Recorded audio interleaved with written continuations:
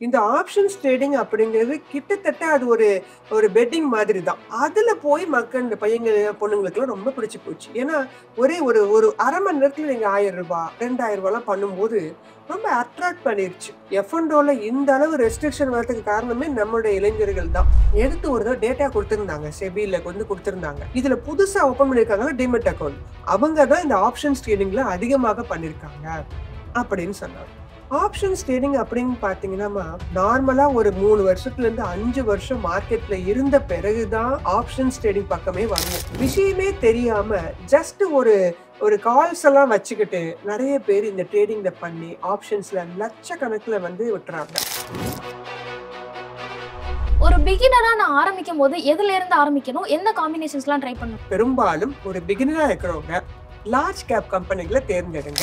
So large cap கம்பெனிகள் உங்களுக்கு இறங்குனாலும் பெருசா பயமுறுத்தாது. ஆனா ஸ்மால் கேப் கம்பெனிகள் இறங்குனா இறங்கிட்டே இருக்கும். அப்ப ஷேர் மார்க்கெட்னால இப்படித்தானா அப்படிங்கிற எண்ணம் வந்துடும். ஸோ ஒரு பிகினர் ஃபர்ஸ்ட் வரும்போது பெரும்பாலும் லார்ஜ் கேப்பை சூஸ் பண்றது நல்லது. ஒரு பிகினரா இருக்கிறவங்க ஒரு போர்ட்ஃபோலியோ கிரியேட் பண்றாங்கன்னு வச்சுக்கோங்களேன். அவங்கள்ட்ட நம்ம ஈஸியா கன்வே பண்றது எப்படி நம்ம கன்வே பண்ணலாம்?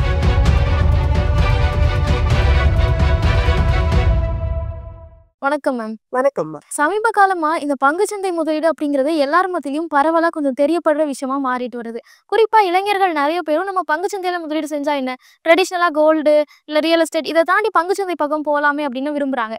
ஆனா இதோட பேசிக்ஸ் என்ன அப்படிங்கிறதுல நிறைய பேருக்கு குழப்பங்கள் இருக்கு. நான் இந்த மாதிரி வீடியோஸ் எல்லாம் பார்த்து பங்குச்சந்தையில முதலீடு செய்யணும்னு முடிவு பண்ணிட்டேன். ஸ்டாக் மார்க்கெட்ல தான் ஸ்டாக் பிக் பண்ணி வாங்க போறேன் அப்படிங்கிறதையும் முடிவு பண்ணிட்டேன். இதுல உள்ள போய் ஸ்டாக் பிக் பண்றதுக்கு முன்னாடி என்ன விஷயங்கள்லாம் நான் படிக்கணும், என்னெல்லாம் தெரிஞ்சுக்கணும் மேம்? ஸ்டாக் மார்க்கெட் அப்படிங்கிறது ஹை ரிஸ்க், ஹை ரிட்டர்ன் உள்ள ஒரு ஃபீல்டு. அதனால தான் மக்களுக்கு இது முதல்ல பிடிச்சிருக்கு. இளைஞர்கள் மத்தியில 2020க்கு மேல ரொம்ப ஃபேமஸ் ஆயிடுச்சுன்னு நீங்க சொன்னபடி சொல்லலாம். ஆனா எந்த மாதிரி ஃபேமஸ் ஆயிடுச்சுன்னு பார்த்தீங்கன்னா, அப்படியே உல்டாவா ஃபியூச்சர் அண்ட் ஆப்ஷன்ஸ், அதுவும் முக்கியமா ஆப்ஷன்ஸ் ட்ரேடிங். இந்த ஆப்ஷன்ஸ் ட்ரேடிங் அப்படிங்கிறது கிட்டத்தட்ட அது ஒரு ஒரு பெட்டிங் மாதிரி தான். அதுல போய் மக்கள் இந்த பையங்க, பொண்ணுங்களுக்குலாம் ரொம்ப பிடிச்சு போச்சு. ஏன்னா, ஒரே ஒரு ஒரு 1/2 மணி நேரத்துல நீங்க ரூ. 1000 ரூ. 2000லாம் பண்ணும்போது ரொம்ப அட்ராக்ட் பண்ணிருச்சு. எஃப்&ஓல இந்த அளவு ரெஸ்ட்ரிக்ஷன் வரதுக்கு காரணமே நம்மளுடைய இளைஞர்கள் தான். அதுல யார் இப்ப சமீபத்துல எஃப்&ஓல அதிகமா பண்ணியிருக்காங்கங்கிற லிஸ்ட்லாம் ஈஸியா எடுத்துடலாம் இப்பல்லாம். உங்க பான் கார்டு இதெல்லாம் வச்சு ட்ரேடிங் வேல்யூ எல்லாமே இப்போ ஆன்லைன் ஈஸியா எடுத்துடலாம். எடுத்து ஒரு தடவ டேட்டா குடுத்திருந்தாங்க. செபில குடுத்திருந்தாங்க. இதுல புதுசா ஓப்பன் பண்ணியிருக்காங்கல்ல டீமேட் அக்கவுண்ட். அவங்க தான் இந்த ஆப்ஷன்ஸ் ட்ரேடிங்ல அதிகமாக பண்ணியிருக்காங்க அப்படின்னு சொன்னாங்க. ஆப்ஷன்ஸ் ட்ரேடிங் அப்படின்னு பார்த்தீங்கன்னா, நார்மலா ஒரு 3 வருஷத்துலேருந்து 5 வருஷம் மார்க்கெட்ல இருந்த பிறகுதான் ஆப்ஷன்ஸ் ட்ரேடிங் பக்கமே வருவோம். ஏன்னா அந்த அளவுக்கு அது வந்து ஹைலி ஒரு அட்வான்ஸ்டு டைப் ஆஃப் ஒரு ட்ரேடிங் கிட்டத்தட்ட. ஆக்சுவலா அது ட்ரேடிங்னே சொல்லலாம். அது ஹெட்ஜிங் டூலுக்காக கொண்டு வந்தாங்க. அது இப்ப அப்படியே மாறி ட்ரேடிங்கா மாறி போச்சு. விஷயமே தெரியாம ஜஸ்ட் ஒரு ஒரு கால்ஸ் எல்லாம் வச்சுக்கிட்டு நெறைய பேர் இந்த ட்ரேடிங்ல பண்ணி ஆப்ஷன்ஸ்ல லட்சக்கணக்குல வந்து விட்டுறாங்க. இந்த ஷேர் மார்க்கெட் அப்படிங்கிறத முதல்ல ஒரு பிகினர் இன்வெஸ்ட்மெண்ட் அப்ரோச்ல முதல்ல வந்து அப்ரோச் பண்ணுங்க. முதல்ல கம்பெனி ஷேர்ஸ வாங்குங்க. அதுக்குள்ளாட்டையுமே அந்த ஷேர் ஏறுமா, இறங்குமான்னு பெட்டிங்கா போய் நிப்போங்க. ஸோ முதல்ல கம்பெனிகளோட செலக்ஷனே உங்களுக்கு தெரியாது. ஸோ ஒரு டீமேட் அக்கவுண்ட்ட முதல்ல ஓப்பன் பண்ணணும். அந்த டீமேட் அக்கவுண்ட் இப்ப முழுக்க முழுக்க தமிழ்ல கிடையாது. ஃபுல்லாவே உங்களுக்கு அந்த சாஃப்ட்வேர் வந்து இங்கிலீஷ்ல தான் இருக்கும். அப்ளிகேஷன் பேஸ் தான். அப்ளிகேஷனும் உங்க மொபைல்ல இருக்கும். ஆனா அதுக்குள்ளேயே நெறைய டெர்மினாலஜிஸ் இருக்கு. ஸோ அந்த அப்ளிகேஷன் கைடு வைத்துக்கொண்டு நீங்க அத முதல்ல பார்க்கணும். 1 வாரம் 10 நாளைக்கு நீங்க என்ன பண்ணுங்க, முதல்ல அந்த சாஃப்ட்வேர்லாம் வாங்கி அத முதல்ல பாருங்க. அதுக்கு முன்னாடி படிக்கிறதாக இருந்தால் நீங்க கேட்டீங்க இல்லம்மா, நெறைய புக்ஸும் அவைலபிள். புக்ஸும் இருக்கு, நார்மல் புக்ஸும் இருக்கு. நீங்க கூகுள்ல போட்டு தேடுனீங்கன்னா தாராளமாக வரும். ஆனா புக்ஸை வைத்துக் கொண்டதெல்லாம் வந்து புரிந்து கொள்வதுங்கிறது ஒரு 25% தான் புரிஞ்சுக்க முடியும்.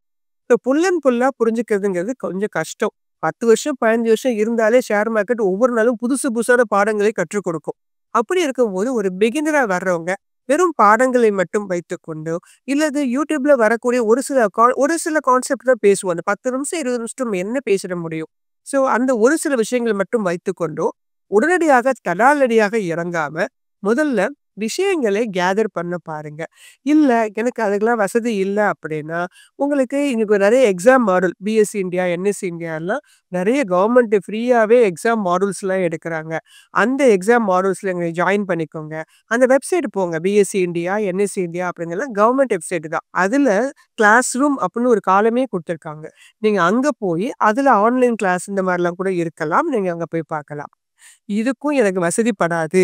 இதுவும் எனக்கு கஷ்டம் அப்படின்னா, உங்களுடைய ஊர்கள்ல இருக்கக்கூடிய அ நல்ல பெரிய பேங்க்ஸ் பப்ளிசிட்டர் பேங்க்ஸ். ஏன்னா பிரைவேட் பேங்க்ஸ்லாம் போனீங்கன்னா, உங்களுக்கு இவ்வளோ மெயின்டனன்ஸ் பண்ணணும். முதல்ல அவங்களுடைய லாப நோக்குல சேவிங்ஸ் அக்கவுண்ட் ஓப்பன் பண்ணுங்க, அத பண்ணுங்க இந்த மாரி தான் போவாங்க. ஸோ நீங்க பிரைவேட் பேங்க் பக்கம் போகாம, பப்ளிசிட்டர் பேங்க்ல இருக்கக்கூடிய பேங்க். அதுலயும் பிரபலமான பேங்க்ஸ். ஏன்னா இப்ப வந்து பப்ளிசிட்டர் பேங்க்ன்னு போகும்போது, நான் விஜயா பேங்க், தேரா பேங்க்ல போய் நிக்கிறேன்னா, அவங்களுக்கு விஷயம் தெரியாது. எஸ்பிஐ, இந்தியன் பேங்க் அந்த மாரி போங்க. அங்க வந்து இருக்கக்கூடிய பேங்க் மேனேஜர்ஸ அப்ரோச் பண்ணி, நான் இந்த மாரி ஷேர்ஸ்ல இன்வெஸ்ட் பண்ணலான்னு இருக்கிறேன். எனக்கு கொஞ்சம் கைட் பண்ணுங்கன்னு சொன்னா, அங்க தனியா அதுக்குன்னு அவங்களுடைய செக்யூரிட்டீஸ் இப்ப எஸ்பிஐன்னா எஸ்பிஐ கேபிட்டல் செக்யூரிட்டீஸ், இந்தியன் பேங்க்னா இண்ட் பேங்க் அப்படின்னு ஒரு தனி விங்கே வச்சிருப்பாங்க. அந்த மேனேஜரோட வேலை அது கிடையாது. அவர் என்ன பண்ணிருவாரு, இவங்கள்ட்ட அப்ரோச் பண்ண அனுப்பிருவாரு. அங்க போய் வந்து உட்கார்ந்து பேசுங்க. ஏன்னா எனக்கு ஒரு நேரு ஃபோன் பண்ணி கேட்டாரு. அவர் வெளியூர்ல இருக்காரும்மா, கொஞ்சம் வயதானவர். அவருக்கு நான் எப்படி கைட் பண்றது? அதனால நீங்க முதல்ல அங்க போங்க. நியர்பைல போங்க சார். உங்க அடிக்கடி போய் பார்க்குற மாதிரி. அவங்க அது மாரி ஆள வந்து அனுப்புவாங்க. அங்க போய் உட்காந்து பேசுங்க. நம்மள தேடி வரமாட்டாங்க. பிரைவேட்ல தான் நம்மள தேடி வருவாங்க. அப்புறம் நம்ம அவங்கள தேடி ஓடிட்டு இருப்போம். இங்க நம்ம தான் போய் தேடணும். போய் பார்த்து, அவங்க கிட்ட உட்காந்து, அந்த டீமேட் அக்கவுண்ட் ஓப்பன் பண்ணி குடுப்பாங்க. ஓப்பன் பண்ண பிறகு எப்படி ஒரே ஒரு ஷேர் வாங்குறதுங்கிறத கத்துக்கோங்க. ஒரு ஷேர வாங்கி பை பண்ணி செல் பண்றது எப்படி? அப்படிங்கிறத நீங்க அங்கேயே உட்கார்ந்து தெரிஞ்சுக்கோங்க. திருப்பி திருப்பி அத செஞ்சு செஞ்சு செஞ்சு பாருங்க. அதுக்கப்புறமாக வீட்ல வந்து உட்கார்ந்து அந்த கம்பெனி ஷேர்ஸ நீங்க ஒரு தடவ வாங்கி ட்ரை பண்ணுங்க. ஸோ முதல்ல வந்து உங்களுக்கு அல்லது உங்க ஃபிரெண்ட்ஸ், ரிலேட்டிவ்ஸ் பண்ணிட்டு இருந்தாங்களா? நல்ல ஆளுங்களா இருந்தா நீங்க அவங்கள்ட்ட போய் உட்கார்ந்து பின்னாடி உட்கார்ந்து வாட்ச் பண்ணுங்க. கவனிக்கணும்ப்பா முதல்ல. லேர்ன் ஃபர்ஸ்ட், இன்வெஸ்ட் லேட்டர் அப்படின்னு சொல்லுறேன். லேர்னிங் ரொம்ப ரொம்ப முக்கியம் நீங்க சொன்ன மாதிரி. ஆனா அதுக்கான பயிற்சி வகுப்புகள்லாம் இங்க நெறைய பேர் நடத்துனாலும் காஸ்ட்லியா இருக்கு. அதுவும் ஆப்ஷன்ஸ் ட்ரேடிங், டெய்லி ட்ரேடிங் தான் நெறைய பேர் ஃபோக்கஸ் பண்ணுவாங்க. இன்வெஸ்ட்மென்ட்க்கு ஜாஸ்தி யாரும் ஃபோக்கஸ் பண்றது இல்ல. ஸோ இன்வெஸ்ட்மென்ட்ன்னு தான் உங்களுக்கு முக்கியம்னா, நீங்க ஃபர்ஸ்ட்டே கேளுங்க. இன்வெஸ்ட்மென்ட்க்காக தான் நான் கிளாஸுக்கு வரேன். இல்ல நான் வந்து டெய்லி ட்ரேடிங் பண்ணணும். அதுக்காக கிளாஸுக்கு வரேன். உங்க பர்ப்பஸ் என்ன அப்படிங்கிறத முதல்ல தெரிஞ்சுக்கோங்க. தெரிஞ்சுட்டு அந்த மாரி இன்ஸ்டிடியூட்லலாம் ஜாயின் பண்ணி, நீங்க முதல்ல லேர்ன் பண்ணுங்க. அதுக்கப்புறமா பிராக்டிஸ் பண்ணுங்க. கொஞ்சம் கொஞ்சமாக பிராக்டிஸ் பண்ணுங்க. இன்வெஸ்ட்மென்ட்ல ஆரம்பிங்க. அப்புறமா இருக்கு நெறைய டைப் ஆஃப் ட்ரேடிங். அங்க போகலாம். ஒரு பிகினர் ஒரு இன்வெஸ்ட்மென்ட்ல ஒரு டைரக்ட்டா ஷேர்ஸ் நீங்க கேட்டதுனால சொல்றேன்ப்பா. எனக்கு இதெல்லாம் பயம் அப்படின்னா இருக்கவே இருக்கு மியூச்சுவல் ஃபண்ட். அங்க நீங்க போயிடலாம். இல்ல, இல்ல நானே தான் பண்ணணும்னு நெனச்சு நீங்க ஒரு கொஸ்டின் ரைஸ் பண்ணீங்கன்னா, நேத்து சொன்ன வழிகள ஃபாலோ பண்ணலாம். இப்போ ஸ்டாக் மார்க்கெட்ல நம்ம வந்து இன்வெஸ்ட்மென்ட்க்காக பிக் பண்றோம் அப்படின்னாலே, large cap, mid cap, small கேப்ல நெறைய வெரைட்டீஸ் இருக்கு. ஒரு பிகினரா நான் ஆரம்பிக்கும்போது எதுலேருந்து ஆரம்பிக்கணும்? எந்த காம்பினேஷன்ஸ்லாம் ட்ரை பண்ணணும்? ஒரு பிகினரா உள்ள வராங்கன்னு வச்சுக்கோங்கப்பா. அவங்களுக்கு வந்து நம்ம கிளாஸ் எடுக்கும்போது கேட்பாங்க. உங்களுக்கு இந்த கம்பெனி பேர் தெரியுது. நீங்க அதனால போட்டு காமிக்கிறீங்க. எனக்கு கம்பெனி பேரே தெரியாதே! நான் எதுல போய் நான் வந்து பேர போட்டு எப்படி வாங்குறது? அப்படின்னு கேட்பாங்க. கரெக்டான கொஸ்டின் இல்லையா? ஸோ கம்பெனி பேரெல்லாம் முதல்ல தெரியணும். இந்த மாரி கம்பெனிகள்லாம் இருக்குன்னே தெரியாதே நெறைய பேருக்கு. ஸோ அவங்க என்ன பண்ணணும் அப்படின்னு கேட்டீங்கன்னா, நீங்க நார்மலா டே டூ டே லைஃப்ல இப்ப டாடா கன்சல்டன்சி, ஐடில உங்களுக்கு தெரிஞ்ச பேர் சொல்லுங்க. அப்படின்னு யாராவது ஒரு 40 வயசுல இருக்கவன்ட்ட கூட கேட்டு பாருங்க. ஏதாவது ஒரு கம்பெனி பேர் தெரிஞ்சிருக்கும். பார்மசில இப்படி நீங்க டே டூ டே லைஃப்ல பேங்க் உங்களுக்கு தெரிஞ்சது ஏதாவது 1, 2வது மாட்டும். அத முதல்ல என்ன பண்ணுங்க, வாங்கி நீங்க விக்க ஆரம்பிக்கலாம். அப்படி வரும்போதே, உங்களுக்கு உள்ள வரும்போது, இது சம்பந்தப்பட்ட நெறைய வெப்சைட்ஸ்லாம் அவைலபிள். அதெல்லாம் உங்களுக்கு இப்பல்லாம் ஏஐ மூலமாக வர ஆரம்பிக்குது. நெறைய நல்ல ஈட்டி தமிழ் மாதிரி ஒரு நல்ல வெப்சைட்ஸ்லாம் இருக்கு. நீங்க அதுல போனீங்கன்னா, நெறைய கம்பெனி நீங்க ரெஃபர் பண்ணலாம். அவங்கள ஒரு நாளைக்கு நீங்க பார்த்தாலே குறைஞ்சது 50லேருந்து 100 கம்பெனி ரெஃபர் பண்ணிருப்பாங்க. அத பத்திய ரிப்போர்ட்ஸ்லாம் குடுத்திருப்பாங்க. முதல்ல நீங்க என்ன பண்ணுங்க, அதெல்லாம் அந்த கம்பெனிகள்லாம் ஒரு நோட் புக்ல எழுதி வச்சு, அவங்க ஏறுதா, இறங்குதா, கம்பெனி செலக்ஷன் இப்பலாம் ரொம்ப கஷ்டம் இல்லம்மா. ஆரம்பத்துலலாம் ரொம்ப கஷ்டம். பேப்பர்ல தான் இதே எக்கனாமிக் டைம்ஸ் பேப்பர்ல உட்காந்து பார்த்து நான்லாம் படிச்சது உண்டு. இப்ப ரொம்ப ஈஸியாக எல்லாமே அவைலபிள். எல்லாருக்கும் இத யூஸ் பண்ணணும்னு தெரியுது. மொபைல்ல எல்லா வெப்சைட், எல்லா டேட்டாவும் வருது. ஸோ, அதனால அந்தந்த வெப்சைட்ல போய் பார்த்தீங்கன்னா, நெறைய கம்பெனி பேர நீங்க தெரிஞ்சுக்கலாம். அதுக்கப்புறமா அதுல இருக்கக்கூடிய நல்ல கம்பெனிகளாக கண்டுபிடிக்கிறது எப்படி? அப்படின்னா, பெரும்பாலும் ஒரு பிகினரா இருக்கிறவங்க லார்ஜ் கேப் கம்பெனிகள தேர்ந்தெடுங்க. ஸோ லார்ஜ் கேப் கம்பெனிகள் உங்களுக்கு இறங்குனாலும் பெருசா பயமுறுத்தாது. ஆனா ஸ்மால் கேப் கம்பெனிகள் இறங்குனா இறங்கிட்டே இருக்கும். அப்ப ஷேர் மார்க்கெட்னால இப்படித்தானா அப்படிங்கிற எண்ணம் வந்துரும். ஸோ ஒரு பிகினர் ஃபர்ஸ்ட் வரும்போது பெரும்பாலும் லார்ஜ் கேப்ப சூஸ் பண்றது நல்லது. பொதுவா நம்ம வந்து ஒரு பங்குகள் வாங்குறதுக்கு முன்னாடி ஃபண்டமெண்டல் அனலைஸ் பண்ணணும்னு சொல்றாங்க. டெக்னிக்கல் அனலைசிஸ் பண்ணணும் அப்படின்னு சொல்றாங்க. பேசிக்கா இந்த 2ம் என்னது? ஒரு இன்வெஸ்டர் குறிப்பா ரீட்டெயில் இன்வெஸ்டர் இதெல்லாம் தெரிஞ்சா மட்டும் தான் பங்கு சந்தைக்குள்ள வரணுமா? இப்ப நான் வந்து லாங் டெர்ம் இன்வெஸ்டர் தான் அப்படின்னா, அவங்களுக்கு இந்த ஃபண்டமெண்டல் அனாலிசிஸ் ரொம்ப ரொம்ப முக்கியம். ஏன்னா அந்த கம்பெனிகள அவங்க குறைஞ்சது 1 வருஷத்துலேருந்து அதிகபட்சமாக ஒரு 5 வருஷம் வரைக்கும் வைத்திருக்க வாய்ப்பு உண்டு. 5 வருஷம் கழிச்சு கம்பெனியே காணாம போயிருச்சுன்னா? ஸோ அப்ப ஃபண்டமெண்டல் அனாலிசிஸ் அப்படிங்கிறது ஒரு கம்பெனி நல்ல கம்பெனியா எப்படின்னு கண்டுபிடிக்கிறது. ஃபண்டமெண்டல் ஃபில்டர்ஸ்ன்னே சொல்லுவோம். ரெவென்யூ பார்க்கறது, டெட் பார்க்கறது, இபிஎஸ், பிஇ ரேஷியோ, டிவிடெண்ட குடுத்துருக்காங்களா இல்லையா? இந்த மாரி விஷயங்கள் எல்லாமே ஃபண்டமெண்டல் அனாலிசிஸ்ல வரும். மோர் தென் ஒரு 15 ரேஷியோஸ்க்கு மேல அவைலபிள். அதெல்லாம் அங்கே வரும். அத யாரு பார்க்கணும்? இன்வெஸ்டர்ஸ் பார்க்கணும். இல்ல நான் டெய்லி ட்ரேடிங் பண்ண போறேன். நான் எஃப்&ஓ பண்ண போறேன். கமாடிட்டி கரன்சில பண்ண போறேன்னா, ட்ரேடர் அப்படின்னா, அவங்களுக்கு டெக்னிக்கல் அனாலிசிஸ் ரொம்ப ரொம்ப முக்கியம். ஏன்னா technical analysis previous chart, support level, resistance level, எங்க பிரேக்கப் டவுன் ஆகுது, எங்க பிரேக் அப் ஆகுது, அந்த மாரி எங்க வால்யூம் அதிகமா போயிட்டு இருக்குது. ஸோ இந்த மாரி நெறைய விஷயங்கள டெக்னிக்கல் சார்ட் மூலமாக அவங்க தெரிஞ்சுக்கலாம். அவங்களுக்கு டெக்னிக்கல்ஸ் ரொம்ப ரொம்ப மஸ்ட். ஸோ ஒரு ட்ரேடருக்கு டெக்னிக்கல் அனாலிசிஸ் மஸ்ட். ஒரு இன்வெஸ்டர்ஸுக்கு ஃபண்டமெண்டல் அனாலிசிஸ் மஸ்ட். இப்போ ஒரு இன்வெஸ்டர் எப்படி இத ஸ்டார்ட் பண்ணலாம் அப்படிங்கிறத பத்தி நெறைய விஷயங்கள் சொன்னீங்க. ஆனா ஓவராலா மார்க்கெட் வந்து ஒரு சமயம் அப்ல இருக்கும். ஒரு சமயம் வந்து ஒரு இறக்கத்துல இருக்கும். குறிப்பா இப்ப கூட நம்ம செப்டம்பர்ல இருந்து இப்போ வரைக்குமே அந்த ஒரு மார்க்கெட் கன்சாலிடேஷன் இருக்கிறத பார்க்குறோம். இந்த மாரி காலங்கள பொறுத்து நம்ம மார்க்கெட் இப்படி நடந்துட்டு இருக்கு அப்படிங்கிறத பொறுத்து என் இன்வெஸ்ட்மென்ட் டெசிஷன் எடுக்கணுமா? இல்ல என்கிட்ட பணம் இருக்கு. இப்போ மார்க்கெட்குள்ள போலாம் அப்படின்னு முடிவு பண்ணிட்டு இன்வெஸ்ட் பண்ண ஸ்டார்ட் பண்ணணுமா? மார்க்கெட்டு, ஷேர் மார்க்கெட் அப்படிங்கிறதே இப்ப அப்ஸ் அண்ட் டவுன்ஸ். இப்ப வந்து பார்த்தீங்கன்னா, 26,680 வரைக்கும் தான் பீக்ல போயிருக்கு. இதுவரைக்கும் ஆல் டைம் ஹை. இப்ப எங்க நிக்கிறாங்க? 25,000 பாயிண்ட். ஒரு 1,500 பாயிண்ட் டிஃபரன்ஸ். ஸோ இதுக்கு முன்னாடி கீழ வந்து 22,500 வரைக்கும் ட்ரம்ப் பதவியேற்றப்ப 22,500 வரைக்கும் வந்தாங்க. 22,500 வந்தப்ப ஒரு பயம் வந்துச்சு. ஓ! 20,000க்கு வந்துருமா? அங்கருந்து யூ டர்ன் பண்ணி மேல கொண்டு வந்து நிறுத்தி வச்சிருக்கிறாங்க. ஸோ ஒரு இன்வெஸ்டரா இருக்கிறவங்க அப்படிங்கிறவங்களுக்கு நான் முன்பே சொன்ன மாரி, போன பதில்ல சொன்ன மாரி, அவங்களுக்கு ஃபண்டமெண்டல்ஸ் ரொம்ப முக்கியம். அது மட்டும் கிடையாது. அவங்களுக்கு இந்த இடம் மார்க்கெட் எந்த இடத்துல இருந்தாலுமே, அவங்க நல்ல கம்பெனிகளாக வாங்குனா மட்டும் போதுமானது. ஏன்னா அவங்க அடுத்து வந்து இன்னைக்கு வாங்குறாங்கம்மா 25,000த்துல 26,000 போனோம்னு அவங்க விக்க மாட்டாங்கப்பா. அவங்க கம்பெனி ஷேர்ஸ் எந்த அளவுக்கு ஏறின லாபம் வந்தா மட்டும் தானே விப்பாங்க. ஸோ இதுவே ஒரு ஷார்ட் டேர்ம்ல ஸ்விங் ட்ரேடிங் பண்றவங்க என்ன பண்ணுவாங்க தெரியுமா? இந்த 25,000ங்கிற ஸ்டேஜ்ல பை பண்ணுவாங்க. எப்ப 20,000 தாண்டுதோ அந்த இடத்துல செல் பண்ணிடுவாங்க. What ever the profit. Profit வந்தாலும் சரி, லாஸ் வந்தாலும் சரி புக் பண்ணிடுவாங்க. எங்க? ஆல் டைம் பீக் மறுபடியும் வரும்போது. ஏன்னா ஆல் டைம் பீக் மறுபடியும் டச் பண்ணுச்சுன்னா, திருப்பி 27,000, 27,500 வரைக்கும் வந்துட்டு இதே மாரி திருப்பி ரிவர்ஸ் ஆகும். ஏன்னா ஒரு ரெசிஸ்டன்ஸ் லெவல் பிரேக் பண்ணா அடுத்த லெவல். அப்படியே போயிட்டே இருக்காது. திருப்பி யூ டர்ன் பண்ணும். ஸோ ஒரு ஸ்விங் ட்ரேடிங் பண்றவங்க இந்த சப்போர்ட் லெவல்ல வாங்கி ரெசிஸ்டன்ஸ் லெவல்ல வித்துட்டு இந்த இத கவனிச்சுட்டே போவாங்க.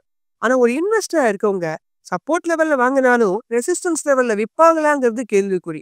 அவங்கள பொறுத்த மட்டும் அவங்க ஒரு 3 வருஷம் வச்சுக்கலாம், 5 வருஷம் வச்சுக்கலாம்னு வைக்கும்போது, அவங்க இன்வெஸ்டர பொறுத்த மட்டும் கம்பெனி ஃபண்டமெண்டல்ஸ் ரொம்ப ரொம்ப முக்கியம். அவங்க வந்து மார்க்கெட் வந்து இன்னும் கொஞ்சம் இந்த இறக்கத்துல வாங்குனா இன்னும் கொஞ்சம் பெட்டர் அப்படிதானே தவிர, மத்தபடி ஒரு 26,000க்கு போயிருச்சு. அந்த இடத்துல யாருமே பையர் வரல, இன்வெஸ்டர் இல்லன்னா எப்படி மார்க்கெட் மறுபடியும் ஏறும்? ஸோ இன்வெஸ்டர பொறுத்த மட்டும் அவங்க கம்பெனிய தான் பார்ப்பாங்க. எந்த இடத்துல வந்தாலும் சரி, அவங்க என்ன பண்ண ஆரம்பிச்சுருவாங்க? வாங்க ஆரம்பிச்சுருவாங்க. ட்ரேடர்ஸ் அப்படிங்கிறவங்க தான் இந்த லெவல்ஸ் எல்லாம் பார்த்து என்ட்ரி, எக்ஸிட் ஆவாங்க. கடைசியா இப்போ நான் என் போர்ட்ஃபோலியோ பில்ட் பண்ணணும் அப்படின்னு நினைக்கிறேன். ஒரு ஸ்க்ராட்ச்லேருந்து ஆரம்பிக்கிறேன் அப்படிங்கிற பட்சத்துல, நான் செக்டர்ஸுக்கெல்லாம் முக்கியத்துவம் குடுத்து இந்த செக்டருக்கு இவ்வளோ அலோகேஷன் இருக்கணும் அப்படின்னு ஒரு போர்ட்ஃபோலியோ பில்ட் பண்ணணுமா? இல்ல large cap, mid cap, small cap அதுக்கு இவ்வளோ அலோகேஷன் இருக்கணும் அப்படிங்கிறத கான்சன்ட்ரேட் பண்ணி ஒரு போர்ட்ஃபோலியோ பில்ட் பண்ணுவாங்க. செக்டர்ஸ் எடுக்கும்போது large cap, mid cap, small கேப்ன்னு பிரிக்கிறீங்கன்னு வச்சுக்கோங்களேன். அதுக்குள்ளேயே வந்து உங்களுக்கு கம்பெனி செலக்ஷன் உள்ள வந்துரும். இப்ப லார்ஜ் கேப்ன்னு எடுக்கிறீங்கன்னு வச்சுக்கோங்கப்ப, அதுல ஆட்டோ கம்பெனி இருக்கும், ஐடி கம்பெனி இருக்கும், டெலிகாம் இருக்கும். இப்படியும் வரலாம். மிட் கேப் கேட்டகரிலயும் வரலாம். ஸோ ஒரு பிகினரா இருக்கவங்களுக்கு அது லார்ஜ் கேப்பா, மிட் கேப்பா, ஸ்மால் கேப்பான்னு தெரியாது. அவங்க உள்ள வந்து 6 மாதம் 1 வருஷம் ஆகி நல்லா படிச்சு எல்லா விஷயம் தெரிஞ்சுட்டாதான் லார்ஜ் கேப்ல எந்த கேட்டகரிக்குள்ள வராங்க. ஏன்னா மார்க்கெட் கேப்னா முதல்ல என்ன? அவங்க எல்லாம் என்ன நினைச்சுக்குவாங்க, ஓ அந்த கம்பெனியோட சொத்து மதிப்புங்கிறது வேற. அது அசெட் வேல்யூ, இது மார்க்கெட் வேல்யூ. இதெல்லாம் தெரிஞ்சுக்கிறதுக்கு அவங்களுக்கு கொஞ்சம் நாள் ஆகும். அவங்கள பொறுத்த மட்டும் ஒரு பிகினர் என்ன தெரியுமா பார்ப்பாங்க, ரேட் ₹100 கீழ இருக்கா? ஐயோ இது ₹1000 இந்த ஷேர் எப்படி வாங்குறது? இப்படிதான் ஃபில்டர் பண்றாங்க நான் பார்த்த வரைக்கும். அதனால ஒரு பிகினரா இருக்கிறவங்க ஒரு போர்ட்ஃபோலியோ கிரியேட் பண்றாங்கன்னு வச்சுக்கோங்களேன். அவங்கள்ட்ட நம்ம ஈஸியா கன்வே பண்றது எப்படி நம்ம கன்வே பண்ணலாம்? நீங்க ஆட்டோல ஒரு கம்பெனி எடுங்க, ஐடில ஒரு கம்பெனி எடுங்க, டெலிகாம்ல எடுங்க, சிமெண்ட்ல எடுங்க. டாப் 10 செக்டர்ஸ் என்ன? Oil and gas. நீங்க டாப் 10 செக்டர் கூகுள்ல போடுங்க. அவங்க லிஸ்ட் அழகா குடுத்துருவாங்க. ஏன்னா செக்டர்ஸ்ன்னு வரும்போதும் அதுல வந்து மீடியா, டூரிசம், ஃபெர்டிலைசர், சுகர் இதெல்லாம் பார்த்தீங்கன்னு வச்சுக்கோங்களேன் ரொம்ப அண்டர் பெர்ஃபார்மன்ஸ்ல இருப்பாங்க. இவங்க சுகர் கம்பெனி போய் வாங்கி வச்சுட்டு எனக்கு ஏறலையேன்னா நீங்க ஆயில் அண்ட் கேஸ்ல வாங்குங்க. டெய்லி யூஸ் பண்ணிட்டே இருக்கணும். ஷேர் மார்க்கெட்ல இல்லாத மத்த மக்களும் அந்த கம்பெனிகளை வாங்கிக் கொண்டே இருக்க வேண்டும். எஃப்எம்சிஜி வாங்குங்க, ஃபார்மசி வாங்குங்க. அதெல்லாம் major sector, traditional sector. So traditional செக்டர்ங்கிறது உங்க டே டு டே புழங்கிட்டே இருக்காங்கப்பா. ஸோ அப்போ அவங்களுக்கு பயமும் இருக்காது. ஓ நம்ம வாங்கின ஷேர் தான், நம்ம வாங்கின பேங்க் தானே இது அப்படிங்கிற மாதிரி அவங்களுக்கு ஒரு ஃபீலும் இருக்கும். ஸோ அதனால ஒரு பிகினரா வரவங்க ஒரு போர்ட்ஃபோலியோ வந்து உருவாக்கம் பண்றாங்கன்னா செக்டர் வைஸ் அதுலயும் டாப் 10 செக்டர்ஸா எடுத்து ஒவ்வொரு மாதமும் ஒவ்வொரு செக்டராக வாங்கி கொண்டே வந்தா அதுக்குள்ள நீங்க சொன்ன அந்த லார்ஜ் மிட் ஸ்மால் உள்ள வந்துடும். ஸோ அந்த உள்ளுக்குள்ள அது அடுத்த பிரிவு. அதனால செக்டர் வைஸ் லார்ஜ் 10 செக்டரை எடுத்து மாசம் ஒவ்வொரு கம்பெனியா வாங்கினா ஒரு நல்ல ஹெல்த்தியான குட் போர்ட்ஃபோலியோவை உருவாக்கிடலாம். Thank you ma'am. Thank you so much. நன்றி. பங்குச்சந்தை, ரியல் எஸ்டேட், தங்கம் அப்படின்னு நீங்க முதலீடு செய்யறதுக்கு நிறைய வாய்ப்புகள் இருக்கு. ஆனா உங்களோட கோலுக்கு ஏத்த மாதிரி எப்போ இதுல முதலீடு செய்யறதுன்னு குழப்பமா இருக்கா? இனிமேல் அந்த குழப்பத்தை விடுங்க. நீங்க பொருளாதாரம் சம்பந்தமான எல்லா சந்தேகங்களையும் ஈடி தமிழ் ஆஃபீஸுக்கே நேரடியா வந்து எக்ஸ்பர்ட்ஸ் கிட்ட கேட்க முடியும். அதுக்கு நீங்க செய்ய வேண்டியதெல்லாம் கீழே தெரியற வாட்ஸ்அப் நம்பருக்கு உங்களோட பெயர் மற்றும் கான்டாக்ட் நம்பரை அனுப்புங்க. நாங்க உங்களை தொடர்பு கொண்டு மற்ற விவரங்கள் எல்லாம் சொல்றோம். இல்ல என்னால ஈடி தமிழ் ஆஃபீஸுக்கு நேரடியா வர முடியாது அப்படின்னு நினைச்சீங்கன்னா உங்களோட சந்தேகங்களை ஒரு வாய்ஸ் நோட்டாவோ இல்ல வீடியோவோ ரெக்கார்ட் பண்ணி கீழே தெரியற வாட்ஸ்அப் நம்பருக்கு அனுப்புங்க. எக்ஸ்பர்ட்ஸ் உங்களோட சந்தேகங்களுக்கு பதிலளிப்பாங்க.